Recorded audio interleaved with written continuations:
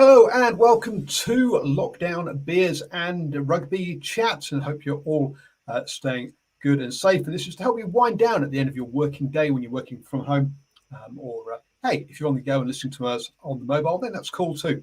Don't forget, you can also listen to us as a podcast as well. We put the recordings up there to search for New Zealand Sport Radio on your favourite podcatcher.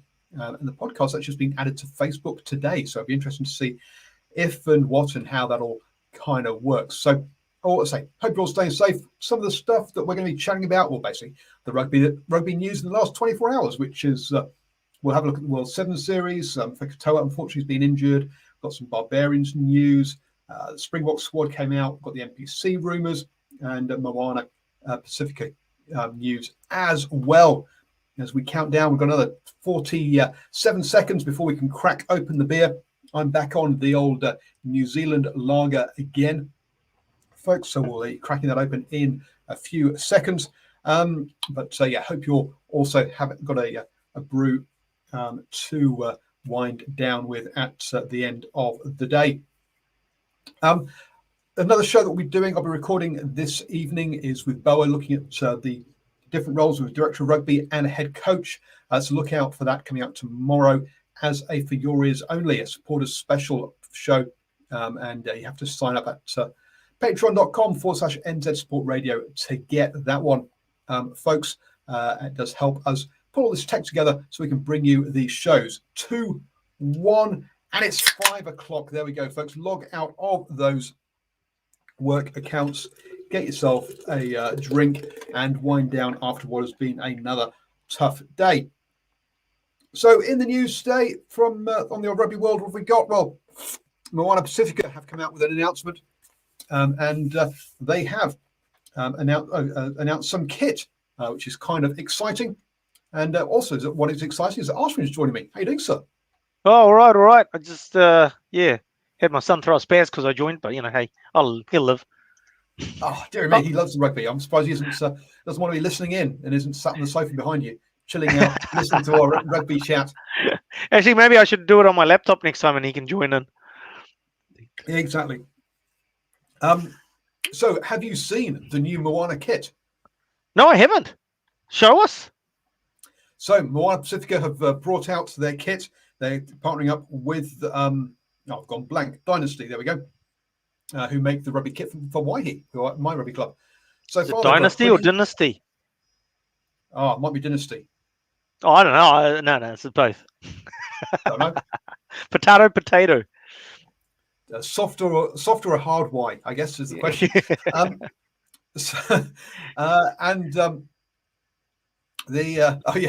Josh says, yeah, watch out. Oswald's son might turn the Wi-Fi off. Yeah, he's more. No, man, on my IT, it's hardwired. It's got Ethernet cables through the house.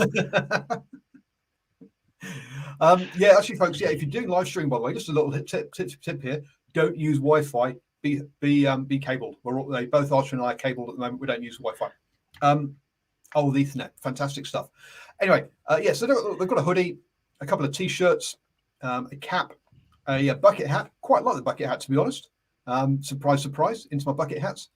But actually, probably the piece de la resistance is the face mask. It's got more sort of design on it than the others. Nothing about actual face masks themselves. I just think it's got a better design than the other ones, which is just kind of like a logo. It's kind of funky, that. So I quite like the face mask.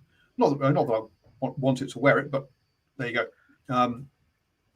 It's all good and well them announcing where they're going to play and some bits of merch. But it would be nice to hear about some players that signed Alfred. I was going to say exactly the same thing. It's just like, actually, I think there's two things that will get people excited about Moana Pacific. Is I think there'll be a bit of excitement about their jersey, to be honest, and their players. That's it. And I think the players will obviously take the precedence on that. And this is like, who's playing for you, dude? Nice to hear that they're going to be playing at Mount Smart. We all kind of knew that, and it's nice to have some a bit of merch. But at the end of the day, come on, folks. Let's. Apparently, the full range of merchandise will be available in November, so not that far away. You might have 2 weeks with the kit. you might have spoken about the stadium announcement yesterday, but I just sort of think it lacks a bit of imagination around going to Mount Smart. I also think that it's detrimental to rugby in general. And now trying to have two well-supported Super Rugby teams out of Auckland is just, asking for trouble, but we shall see. Well, you have kind of pointed out to me previously that Auckland is a third of the population. So if you've... Doesn't matter, mate. It's like at the end of the day, how many people are going to the rugby is all that matters. You can have a third of the populations, but a third of that population doesn't like, there's a percentage of them that don't like rugby. They go to the opera. There's a percentage of them that go to the Warriors. And ironically, you call a spade and the elephant in the room and all those sorts of things. It's like at the end of the day, Moana Pacific are actually going after more so much than the Blues, but the same people that go to the Warriors, and you're asking them to fork out twice to go see the Warriors when they do finally turn up playing in New Zealand again, and to go see Moana Pacific. So that's asking for trouble. Yep, we'll see how it all pans out. The ideas behind this are good in growing Pacifica rugby and all that kind of stuff. We've got to wait for the execution and see how it actually gets executed. I know there's a certain cynical crowd that would say, look, you've got an awful lot of New Zealand rugby people involved in a Pacifica Pacific organisation. So is it actually going to be for Samoa and Tonga, or is it going to be an academy for the All Blacks? But let's. I think it won't. I don't think it will be an academy. I don't think it'll be. I don't think it'll be academy for the All Blacks per se. You might have the odd New Zealand player, but reality is that it depends. If you have a player gets picked out of Moana Pacific for the All Blacks, then you might see a few more New Zealand registered players. Let's call them eligible players go and play for them. But otherwise, I think it'll be predominantly Moana Pacific eligible players. So Samoa, Tonga, and who else has a rugby team? Cook Islands, maybe in the sevens realm. But that will be benefiting from the players playing at that level. Yeah, look, we talked yesterday about the second round of players that Fiji and Drua announced, and one of those players is a New Zealand-born Kiwi. New Zealand-born Fijian ethnic or cultural player, who born in New Zealand, brought up in New Zealand, but has got New Zealand. He's got a Fijian mum, I think it was. Yeah. Playing down in Tasman, and now he's had to declare for Fiji to play for the Fijian Drua, and a similar thing. So he's still eligible for New Zealand in theory, but he's declared for Fiji. So same thing with Moana Pacifica. You'll have to declare for Samoa or Tonga. Now, until you're officially capped, New Zealand could sweep in, so we'll see how it all pans out.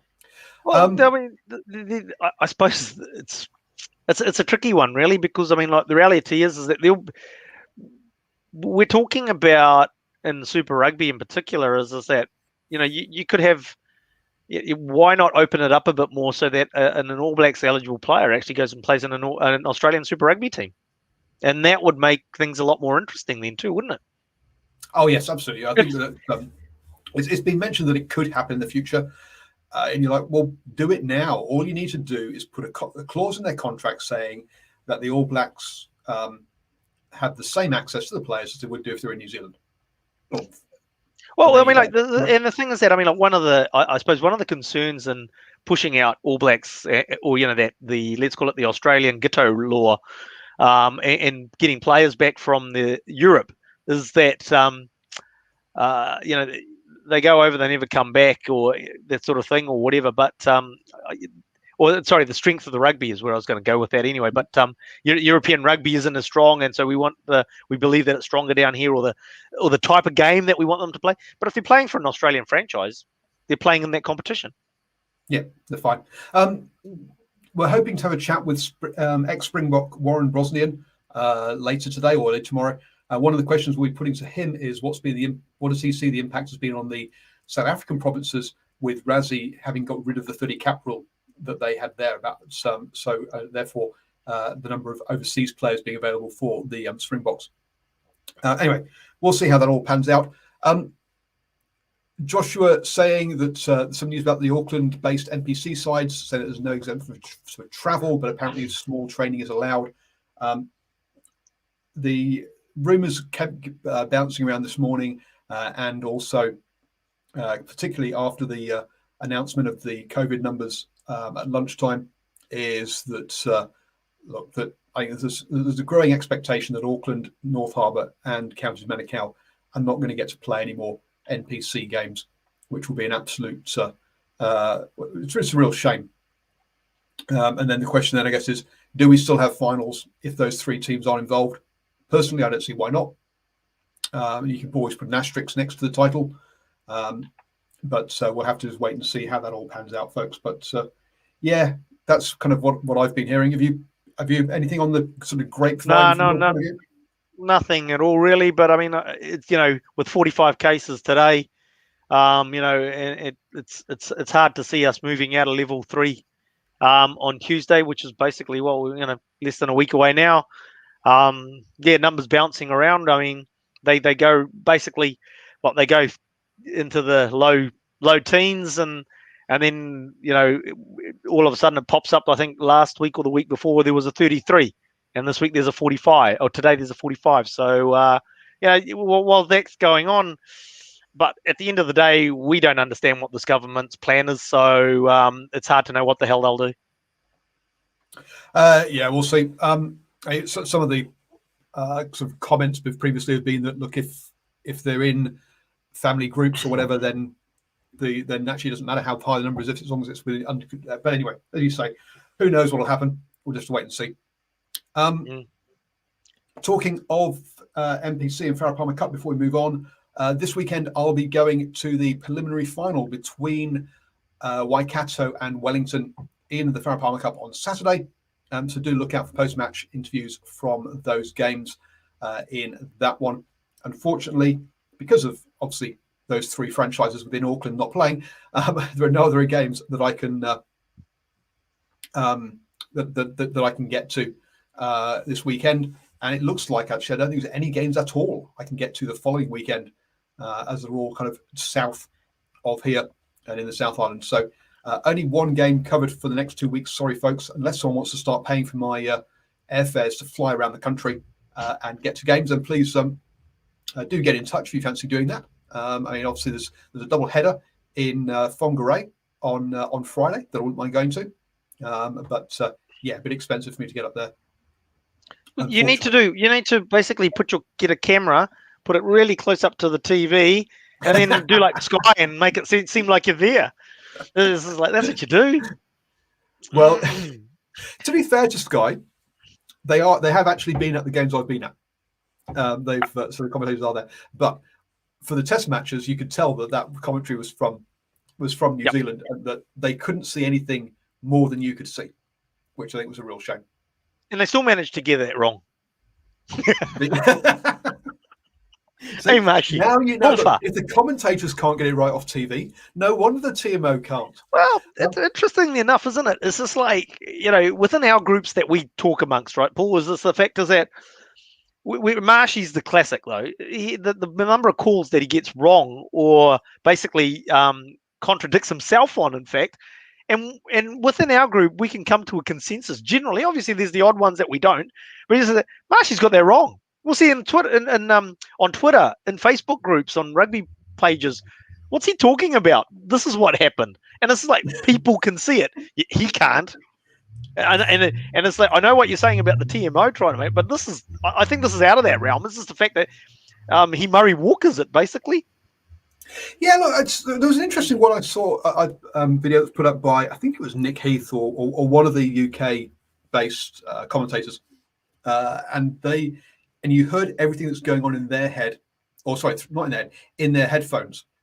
And as you've got production guys and directors counting, and the amount of noise and the amount of rubbish that's going on in their ears that they don't really, that I guess might be relevant for them, to some of them. But yeah, in some way, I think that actually we could do with they could do with just having a bit more quiet in their ears and let them concentrate on what their main job is, and let the director do all the other stuff.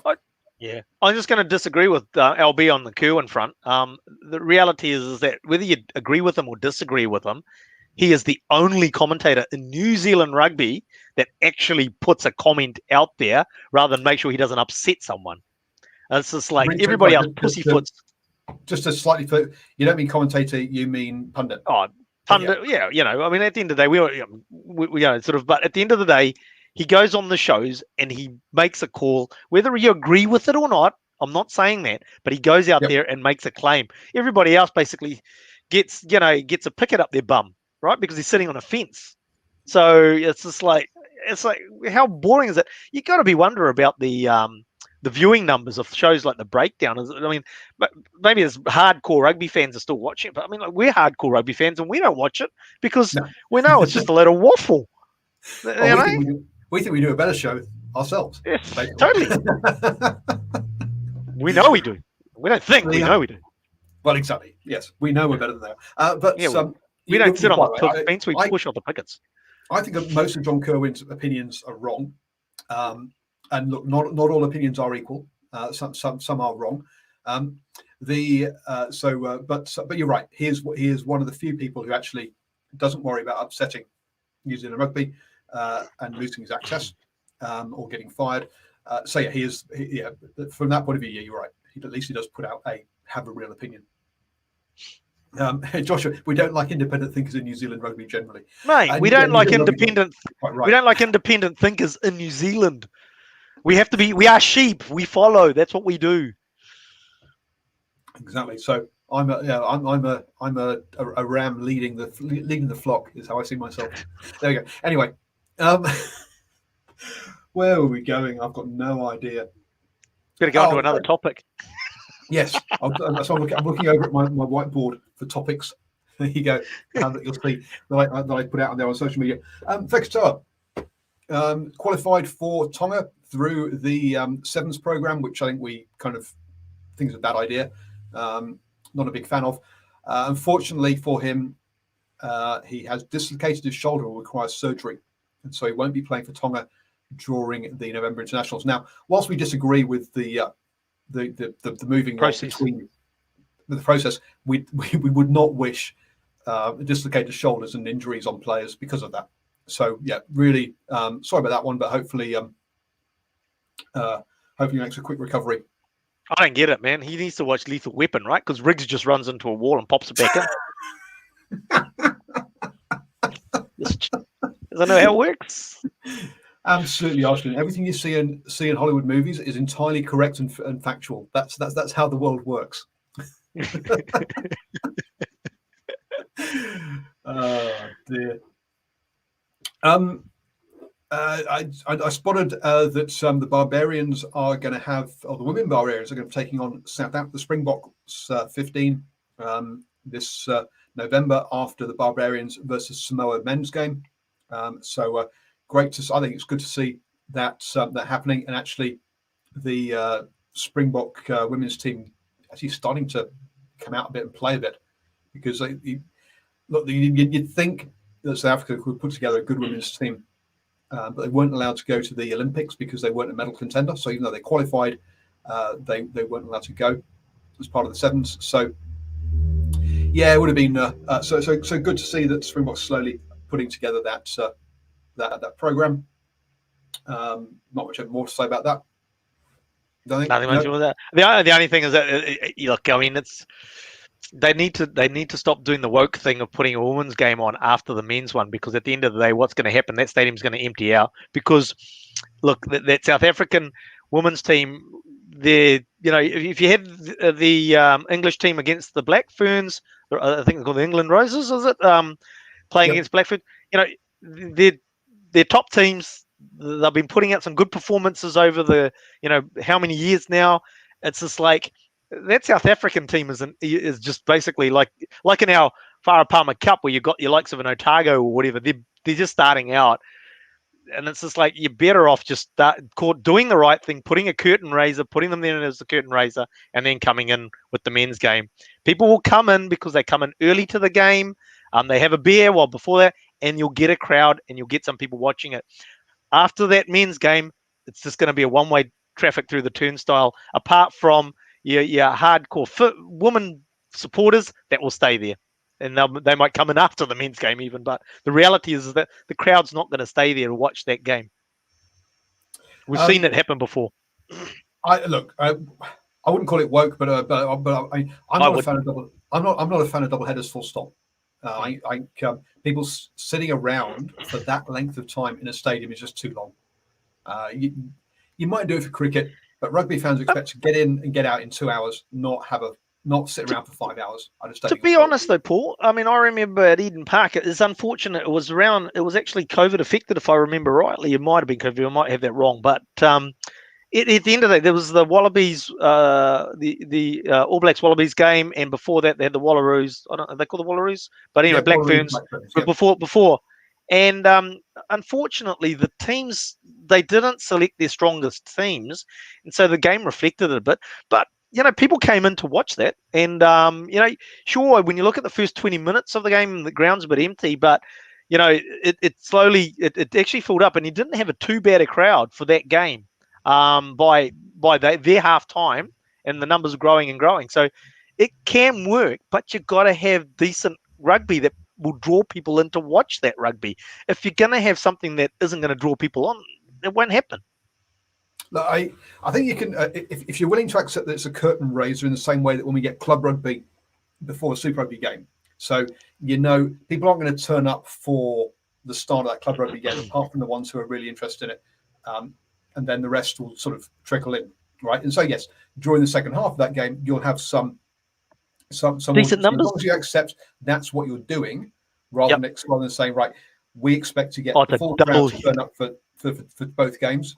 Yeah, that's not going to happen. Because that game I'm referring to, I'm pretty sure it had somewhere around about 30 to 35,000 and for the start of the second half, which for Eden Park, that's not bad crowd, is it? No, for Eden Park, that's a very good crowd. Put bluntly, yeah. I mean, so 45-ish or whatever it is the capacity there. So, 48 for a test match, they'll get 47.5, 48. But at 35-30, it actually feels like there's people on the ground. Yep. For example, this isn't just about women's rugby, folks, because when they did the double header with the, try and remember the combinations, but I think it was Tonga versus Wales and the All Blacks versus Fiji ahead of the British and Irish Lions back in 2019. Again, nobody turned up for the first game. Oh, that's Paul. That's unfortunately that's a little bit. You got the marketing for that game. The timing of that game was absolutely shocking. There was a lot more factors to it. The All Blacks playing Tonga. I think it was All Blacks actually playing Tonga. Wales had the better game, or the more competitive opposition, so to speak. All Blacks playing Tonga at Eden Park is not a good idea ever, apart from a Rugby World Cup. But in saying that, there were all sorts of other factors around it too, which negated the fact that ticket sales would have been good on that. That was a disaster. It was the whole thing was just poorly run, basically, or thought out. And that's why I'm not a fan of double headers. Actually that was the same as this year when they thought that they could have two All Blacks games in 2 weekends at Eden Park. That was just mental, especially with the way that they again promoted it as well. So yeah. Fekitoa's injury. There's been some World Sevens happening in Canada. Congratulations to the Blitz Boks. So South Africa winning both the Vancouver and Edmonton stops there, and congratulations to the Team GB on the women's side for doing the same thing. So 2 stops. What's happening there? What's happening? I mean, like the Team GB. I mean, like it's the Olympics, is it? Because like they've had the separate women's teams for sevens before. So what's with the amalgamation there? It's also on the men's side as well. And it's only the men's doing Team GB as well, are they? Is it going to be happening going forward, or is it a COVID thing? No, it's a one-off thing. For these two stops, because I think quite a lot of us thought it was an ongoing thing, but the Welsh flyer on the women's side, who is an absolute superstar, I think she's scored. I can't remember if she scored a hat trick or she scored a couple of tries in those ones. But she has said that now she has to return to basically playing for the 15s team in the English, the Premier 15s, I think it's called, the women's competition, and that she basically will not be playing sevens for the next cycle until the Olympics because Wales just aren't paying and aren't actually putting out a women's team. Yeah. So she just can't play sevens because there's no team for her to play for. Yeah. No, so it goes back to club and country. So basically she's playing club rugby for the next 3 years. She might play a bit of 15s internationally, but on the whole, she doesn't have a sevens team to play for until the Olympics come around again. You need 6 other mates. Well, you need Welsh Rugby to actually stump up some cash and not just totally can that program. They don't have any money. Well, but hey, look again. We get to bang out the fact that it's just ridiculous that the NZRFU has not sent the Black Ferns and the men's sevens team to these competitions is just bizarre, and it doesn't make any sense. Well, just to not get you onto a political rant again, but they probably couldn't get back into the country. But anyway, that's a different. But the thing is that these how long ago did they decide that they're going to have the Canada and Vancouver sevens? I don't know, but it was a while back. Yeah, so the fact is that you've had the opportunity to try and get. At least come out and say that. Then there's been no noise about it at all, has there? We're guessing that it's about MIQ. No, I don't think it is down to that. I think it's down to the fact that they've been in. They've gone over to Tokyo and come back because Australia and Fiji have done the same thing. But all these teams have, haven't they? Sorry? All these Blitzbokke have went to Japan as well. Oh, yeah. No, I agree. What's the difference? I say Australia, New Zealand and Fiji. Basically, the whole Pacific bloc decided they weren't going to go. Yeah, it's just like this is it's just crazy. It's it's crazy. Doesn't make any sense. It's illogical, Jim.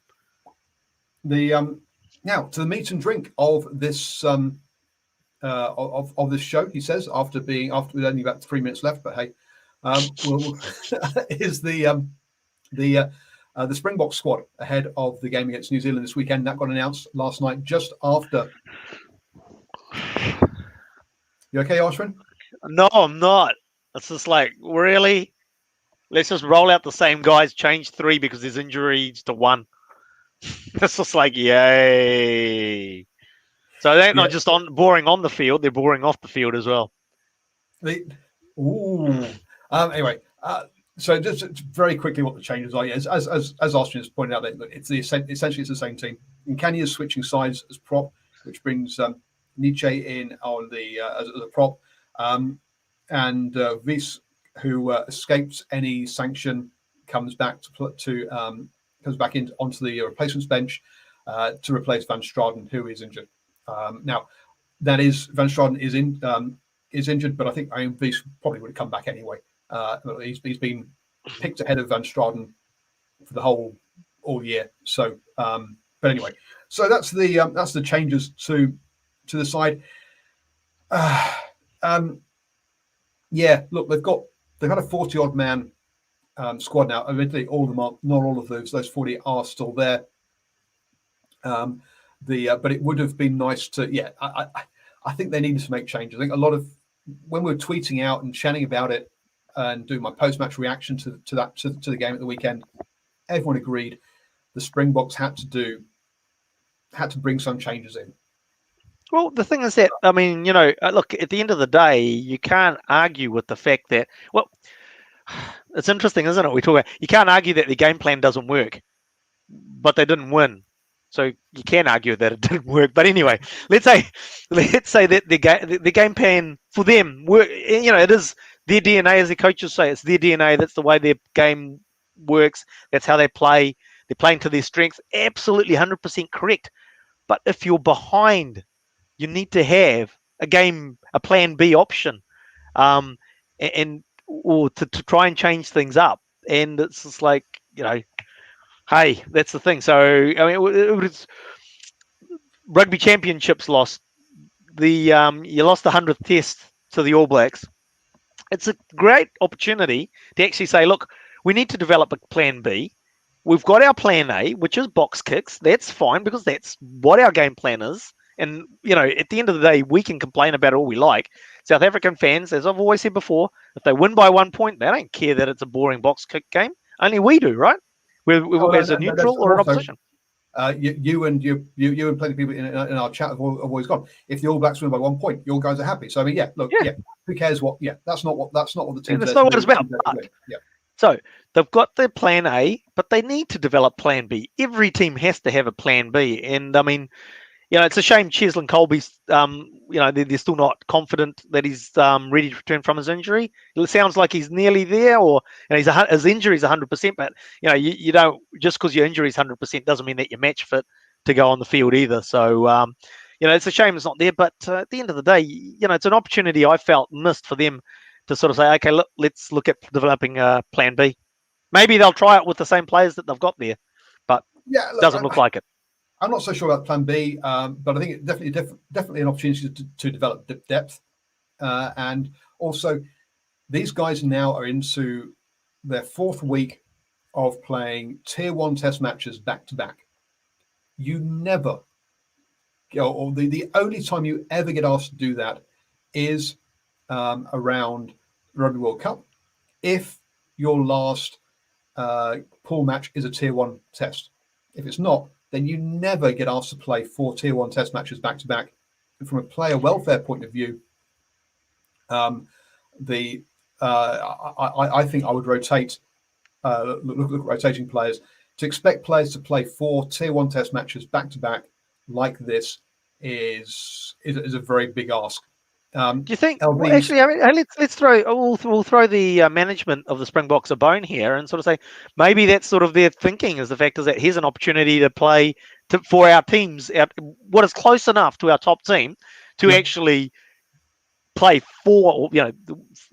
Even at a World Cup, you'd only play 3 hard games in a row. But this is an opportunity to say, hey, look, this is what it's going to be like if we have to play 3 hard games in a row. It's 4. So you're actually even stress testing that little bit more. Because let's look at England, right, at the last World Cup. They just, after beating the All Blacks, it took everything out of them. They were never going to turn up to the final, and it was really obvious when the game kicked off. That's what had happened. So maybe as I said, throw the management a bone. They're really trying to stress test their the integrity and hardness of their team to be able to go through multiple hard games. Are they? It's maybe. You can end up with four tough games, because if your last pool game at the Rugby World Cup is a Tier 1 game, which I think New Zealand was due to play. No, they weren't. Gone wrong. Someone was due to play France anyway. Anyway, say you had New Zealand and France as the last pool game, then you had a quarter-final, a semi-final, and a final. Then you would have 4 Tier 1 Test matches back to back. But it's extremely rare for that situation to happen. And that is the only. I mean, the Six Nations, for example, is 5 games over 7 weekends, because they have 2 rest weekends in there.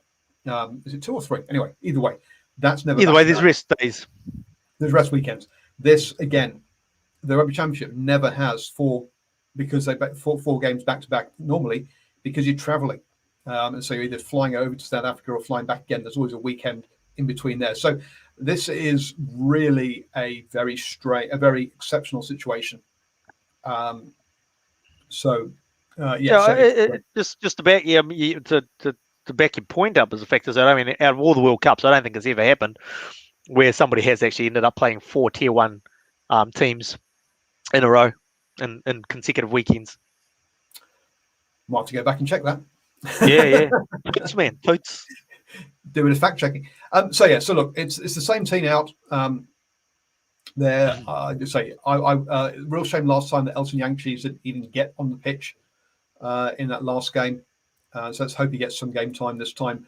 There were some injury issues and potential injury issues as to why they didn't do that, why they kept 1 replacement back just in case, rather than having to go down to 14 players. It's an interesting argument, and it's funny because it was about, with 5 minutes left, you roll the dice on that, don't you? It's just like, oh, hey, you have to play the last few minutes out with only 14. It's the All Blacks have actually done that. It's actually happened.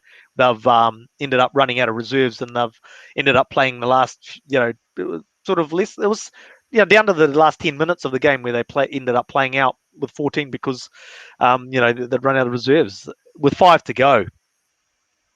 Yeah. Yeah, the flip side of that is it fair throwing a player in with just 5 minutes to go to expect him to Absolutely, step up game speed? So swings and roundabouts on that one. What's LB might be able to answer? What's Elton's defence like these days? Because obviously that was one of the issues earlier when he first appeared in the Springboks jerseys, or in fact in the Lions jerseys in Super Rugby. Was obviously defensively he probably not the strongest out there. Well, defense, and there was also a feeling that you could get after him if you really close him down, unsettle him. He struggled under that ball, which I think became more of a kind of cliche stereotype kind of thing, rather than necessarily being true per se in that one. We're just giving LB a quick chance to reply and see if he puts a comment in on that, which is why I'm padding the space at this moment. Yeah, look, if you think that players like Etzebeth, for example, and obviously Sia Khaleesi have gone through and played every single sort of Lions game, and I think they might have had one off against Argentina. They play a lot of rugby, a lot of top tier rugby this year already. He's much. LB tells us that Elton Jantjies is a much better all round player these days. Best kicker we have really since moving north. Yeah, another one of those players that unfortunately has left South Africa and moved up to play in Europe in that one. As I say, that's something that hopefully we'll talk. They're planning to talk to Springbok Warren Brosnan about, is looking at the impact that that's had on those ones. And just to give you an idea as to, I just threw some numbers at John O'Connor on this one, but that's of the where is it? I've gone blank. You can't find it. Of the 40 odd players, that's and no, I'm not going to be able to find it, unfortunately. Sorry, folks. At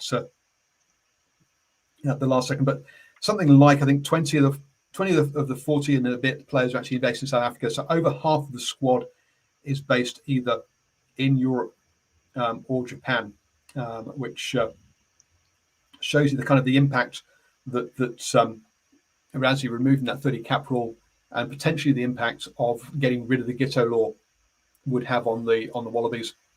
So we'll see moving forward as to what that all means. Anyway, thank you very much, Arswin. No worries. Okay, have some roast lamb now. It's serious. Oh, nice. Me, I've got some baked beans with some cut up corned beef on a baked potato. That's my dinner. Gourmet, yes. Or gourmet. Well, not quite. Gourmet baked beans on jacket potato. Yay, that's my cooking standard, folks. So everyone stay safe, have a great time. Look, we're going to be got the Sun Off show this evening, which is our NRL ahead of the grand final this coming weekend. And there's no Storm. The Storm got knocked out. Massive shock there. So looking forward to hearing the boys' point of view on that one. Also, they are going to have their, I think they're doing I can't remember if they're doing a DC versus Marvel NRL team, or whether they're doing a wrestling NRL teams up against each other as well. So that's all to come at 8 p.m. this evening. Thank you, Arswin, and enjoy that roast lamb. I'm just a little bit jealous.